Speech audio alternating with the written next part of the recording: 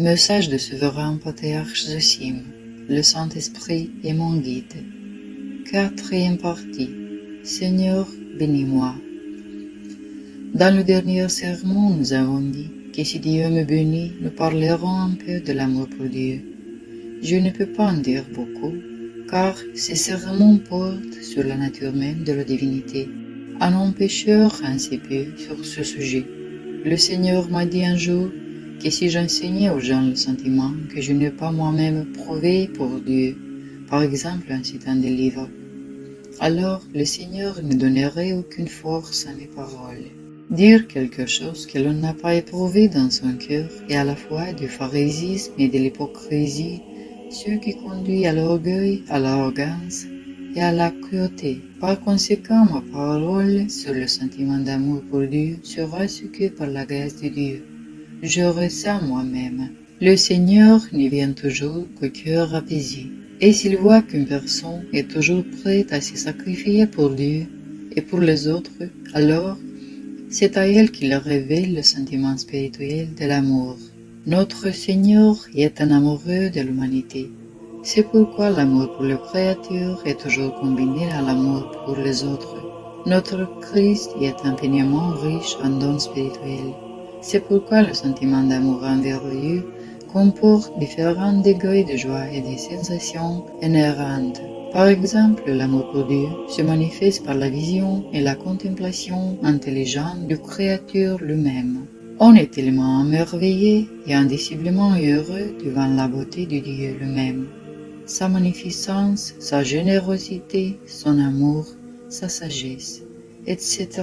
De plus, on ne se contente pas de voir, mais on touche la puissance de ces sentiments de la divinité elle-même. Par exemple, comment le cœur pourrait-il percevoir la générosité du Père Céleste seulement par l'expérience, par la foi vivante, en touchant sensuellement dans l'esprit la générosité même de Dieu, leur Créateur. Cela se produit par la foi vivante, où l'on n'a encore rien demandé, mais c'est déjà que tout ce qu'on désire, on l'obtiendra. À cet instant, l'âme est émerveillée par l'immense générosité de Dieu le Père. Ainsi, en contemplant les diverses puissances émanant de Dieu, l'âme tombe de plus en plus amoureuse de Christ, notre Sauveur. Et plus elle a soif d'aimer, plus elle le désire. Une telle âme connaît son Créateur par l'expérience, non seulement en lisant des livres sur Dieu, mais aussi par l'expérience du Saint-Esprit, par le sentiment et la vision spirituelle. Elle connaît, ressent et aime par l'action elle-même, c'est-à-dire par les puissances de l'âme de Dieu lui-même. C'est ici se reconnaît le premier commandement. Aime le Seigneur ton Dieu de toutes tes forces, c'est-à-dire de toutes les forces de ton âme. Il arrive que la grâce du Saint-Esprit brûle si intensément dans l'âme qu'on ne peut même pas prier, mais qu'on observe simplement dans le silence de son cœur ce qui fait l'Esprit de Dieu et qu'on s'en réjouisse indiciblement. Notre Dieu est vivant et d'une richesse incommensurable. C'est pourquoi il influence le cœur humain par sa grâce de différentes manières, mais toujours paisiblement et par le même esprit. Seuls les sentiments différents. Il arrive que, lorsque la grâce nous visite, le cœur fonde comme de la cire d'amour pour Dieu. À ce moment-là, on ne peut que pleurer sur son désir d'aimer Dieu. Les fruits de cet amour sont toujours un sentiment de pureté du cœur, une paix et une tranquillité spirituelle profonde. Une âme qui aime Dieu voit toujours l'image de Dieu en chaque être humain, voit toujours comment Dieu lui-même aime et compatit, car il ne relie pas le péché commis à l'homme lui-même. Par exemple, même à l'égard des hérétiques, les saints ont manifesté leur colère envers leur volonté, blasphémant Dieu. Autrement dit, nous condamnons l'acte même des hérétiques et leur manifestation impie de volonté, mais pas la personne elle-même, car tous les hommes recevront la rétribution de Christ lui-même au jour du jugement. Celui qui aime Dieu, bien qu'il se perçoive dans la faiblesse et la pauvreté spirituelle, voit en même temps une grande richesse autour de lui. La Sainte Écriture nous dit que voir le bien autour de nous est un don spirituel. C'est aussi le fruit de l'amour. voir les nombreuses bénédictions du Créateur autour de nous et remercier Dieu pour tout est un don spirituel. Le Seigneur nous a révélé de nombreuses bénédictions dans l'Église. Nous avons Dieu, la Sainte Trinité, le Sauveur, le Fils de Dieu, l'Esprit vivifiant, la grande espérance. Le Christ nous a donné des prêtres par l'intermédiaire desquels il pardonne nos péchés. Il était même difficile d'imaginer vivre sans cela. Le Seigneur non seulement nous nourrit et nous habille, mais nous donnait aussi la communion à son corps et à son sang, faisant ainsi de nous des enfants de Dieu le Père. Nous avons une mère, la merveilleuse mère de Dieu, la dame qui aime les hommes, le mur indestructible, l'intercesseur sans honte des chrétiens. Nous avons de sang et des puissances célestes. Le Seigneur nous a révélé une grande famille ecclésiale. Par certains, il cache les abcès de nos âmes. Par d'autres, il nous console par ses paroles et ses actes bienveillants. Si vous regardez autour de vous, vous pouvez constater que partout on prend soin de nous. Pour tout cela, et bien plus encore, nous devons remercier Dieu, et surtout pour le fait que nous puissions défendre la pureté de l'orthodoxie et le nom du Fils de Dieu contre tous les hérétiques, car c'est la plus grande miséricorde. J'aimerais que chaque croyant se souvienne de cela et remercie Jésus-Christ, notre Seigneur, chaque jour. Alors la vie d'une telle personne changera radicalement. Elle attirera la souffrance. La grâce elle-même reposera sur elle.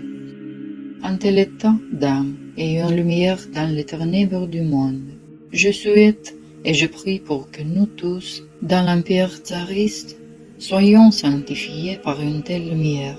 Ce sont précisément de tels chrétiens croyants que le Christ désire voir. Mais le diable oriente les gens dans la direction opposée. Le rapport des problèmes sème l'idée que ces problèmes sont la cause de tout le malheur, et que seule la délivrance de ces problèmes permet de trouver le bonheur. Si l'âme à ce moment-là a des maux mentaux, elle commence alors à supplier Dieu de toutes ses forces de la libérer de ses chagrins et de ses soucis. Et bien sûr, ne recevant pas ce qu'elle demande, elle tombe dans un péché mortel, la tristesse, puis dans le découragement. De telles personnes soient toujours des proies faciles pour l'ennemi, toujours insatisfaits de la vie, sujettes à l'irritation, à la colère et à toutes sortes de passions. De plus, dans cet état pernicieux, elle se considère comme incroyante. C'est un grand chagrin dont il faut se débarrasser. Ces personnes murmurent constamment, sont obstinées, ont une foi brisée et sont souvent désespérées. Notre Seigneur Jésus-Christ peut tuer instantanément tous les persécuteurs et blasphémateurs de l'Église, mais il le permet principalement pour deux raisons: montrer la véritable liberté de choix et de volonté de chacun, permettant à chacun de faire son propre choix, de faire le bien ou le mal. Ainsi, à cet égard, chacun devient lui-même la cause de certains fruits, et le Seigneur permet providentiellement la persécution de l'Église, de temps à autre, afin que les gens ne s'enracinent pendant leur passion. Car une personne vivant longtemps dans la sécurité, la tranquillité et l'abondance terrestre devient l'otage du bien-être terrestre. Si la persécution de l'Église survient soudainement, elle ne voudra pas te perdre pour l'amour du Christ. Notre vraie vie est au ciel, et pour que nous ne l'oublions pas et ne périssions pas dans les passions, notre Seigneur permet la persécution de l'Église. Mais même dans ce cas, l'ennemi n'est autorisé à frapper que là où les passions s'unissent, là où règne le peur. C'est pourquoi face aux persécutions, il est particulièrement nécessaire de remercier Dieu. On y trouve des chrétiens zélés qui, sans épargner leur vie, défendent le Christ. Ces personnes sont préparées par le Seigneur à une grande récompense. Celui qui remercie Dieu pour tout et fait confiance au Christ, non seulement pour les difficultés passagères, mais aussi pour sa vie, devient plus aisé en communication avec Dieu. Nos saints, dans cet état, marchaient sur l'eau et s'élevaient dans les airs en priant. Une telle personne est toujours propice à la croissance en Dieu et à la récolte de nombreux fruits spirituels. Les mécontents, au contraire, ne récoltent même pas de bons fruits, même durant leur vie. Ils se disent croyants, mais marchent le visage sombre, constamment découragés. C'est pourquoi, chers amis, je voudrais vous dire à tous, dès maintenant changez votre vie, vos opinions et vos pensées. Le sang dit, les mauvaises pensées ont ruiné l'humanité entière. Et puisqu'une pensée est un esprit, nous devons discerner quelles pensées croire et lesquelles rejeter immédiatement. Le discernement est la connaissance du bien et du mal, en particulier de l'invisible. Mais comment pouvons-nous changer nos vies? Le fait d'avoir attendu ce sermon et de prendre conscience de la mauvaise approche des situations de la vie les conduira déjà au repentir, à la confession et à la demande d'aide à Dieu. L'aide vient avec la détermination de changer. La détermination est une vertu divine, évoquée par saint Séraphin de Sarov. Elle insuffle une joie indicible au cœur. Elle proclame un appel divin à l'action. Si Dieu vous bénit, alors, dans le prochain sermon, j'essaierai d'expliquer plus en détail les vertus de discrétion et de détermination, et j'ajouterai un mot sur l'amour. Que notre Seigneur vous bénisse tous. Amen. Souverains aux cimes.